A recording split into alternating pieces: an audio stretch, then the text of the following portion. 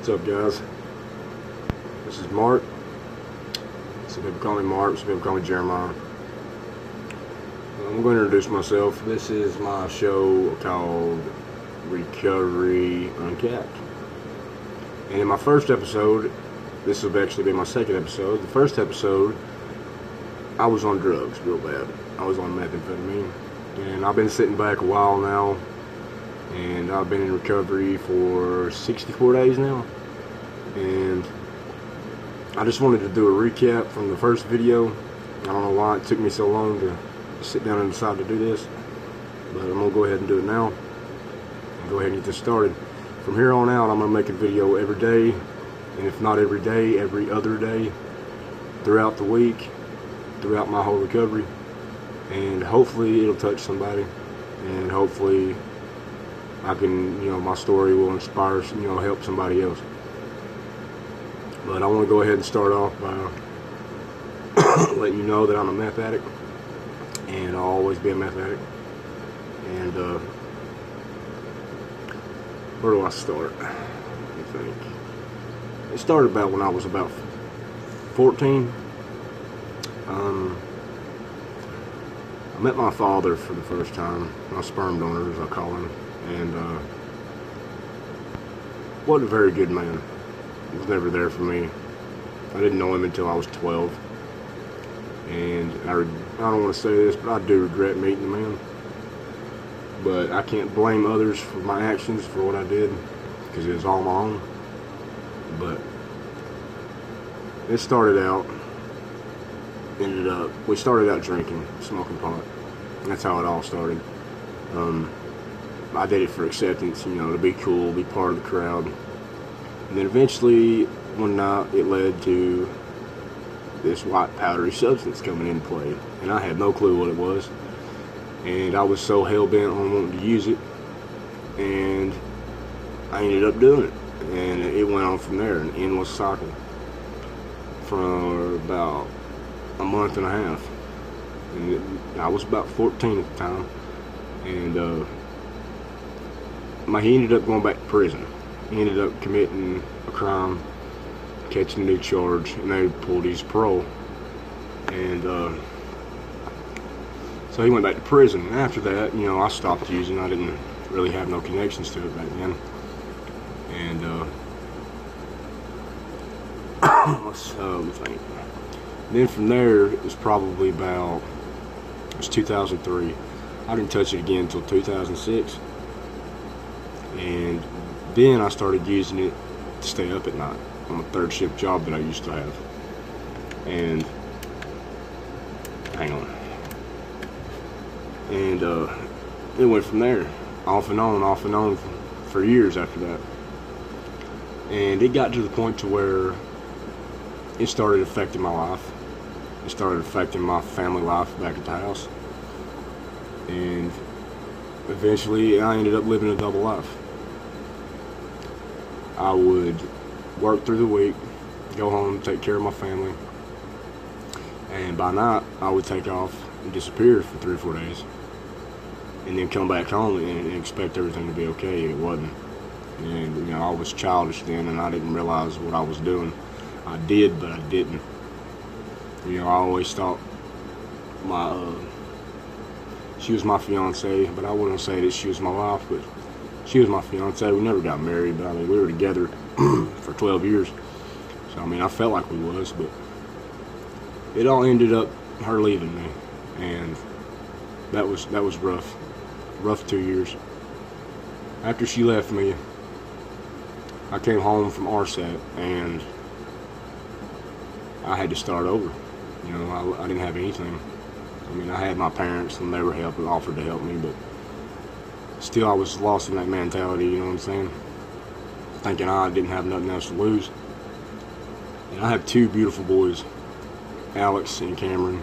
They are 14 and 11, and they're the best thing that ever happened to me. And they used to be my sidekicks, and now I don't hardly ever get to see them. Even though I'm doing what I'm supposed to do, and it's like they're being kept from me. That's how I feel. And but I do talk to them every now, all the time. But yeah, the first 2 years of separation was hard. I started using the needle. I stopped smoking it and started using the needle. And boy, that opened up a big door for me. It really did. And I about killed myself several times. As you'll see in my first video, you can't probably understand anything that I'm saying in the video because I'm so messed up. And I just want you to see what it does to you. And I want you to see the type of person. I want your suggestions. I want y'all to post and comment and let me know what you think. And please don't say nothing, out the way or hurtful or anything like that. Because that was me in my addiction, in my disease.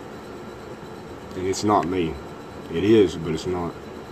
I don't even recognize myself.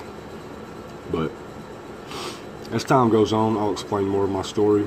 But now I am in a drug program called the DRC, and I am, honest to God, 64 days clean.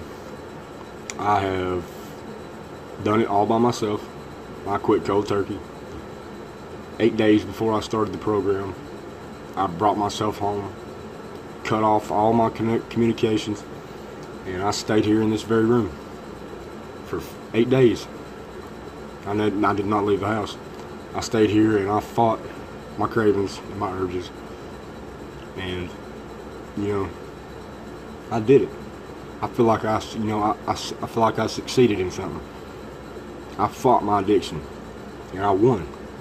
But it's a never-ending fight. I'm never gonna, fully win this war. But to me, I felt like I won the battle. I'm very proud of myself. And, I'm not gonna give up. Not this time. I have a point to prove to myself. I always used to make that excuse that I couldn't do it. That if I went around people doing it, that I would give in. And that's how I lived for a long time.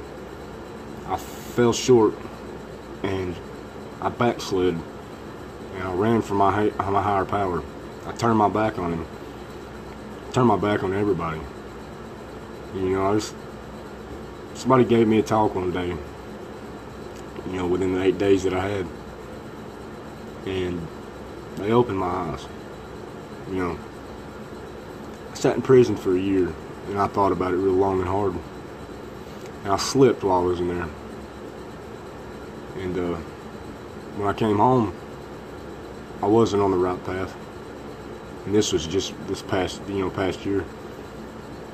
And I want to thank God, my higher power, for putting that person in my life to open my eyes, realize what I was doing.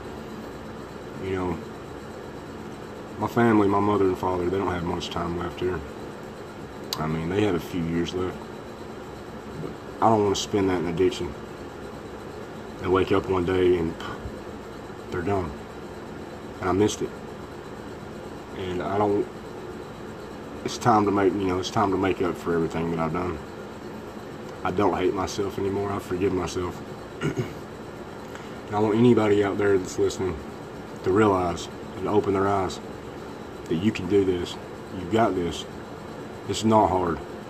I promise you. It may seem like it at first, but once you get past those cravings and those urges and those voices that are in your head that are sitting there beating you down, telling you that you can't do it, yes, you can. You can ask anybody that was in my addiction with me. I guarantee you, they couldn't tell you. They wouldn't agree with you at the time that I did what I did. But now they can. It blows their minds. And you know what? I don't talk to them. I send messages on Facebook, posts from other people of encouragement. I feel for them. I do, because I know where they've been. I know where they're at. And most of them don't want help. It's going to take a long time before they wake up and see what they're doing. Some of them might not ever wake up. But like I tell myself, I can't fix them until I fix me. Right now, I'm in the early stages. And when I get a few years on me, then I'm going to step in and I'm really going to help people. But right now, this is the best that I can do, and this is really hard, guys. I just want you to know, I ain't never done this. It took a lot of courage for me to get in here and do this. I sit back and every day in my program and I watch people, you know, laugh about it like it's not serious. And I can't, you know, I wish something would wake them up, let them see what they're doing themselves. But guys, well, I appreciate you guys listening to me, and I hope somebody got something out of this. If they didn't, that's fine. Hopefully I'll be back soon, and next time I'm going to read some motivational stuff, and I'm going to give you my insight on it. And guys, check out my video. Check out my first video that I'm going to post. It's going to be called Day 1 Uncapped, and give me your comments. This is now, and that was then. And look at it, guys. Take a good look, because it does not. It's going to look like two totally different people. I'm telling you.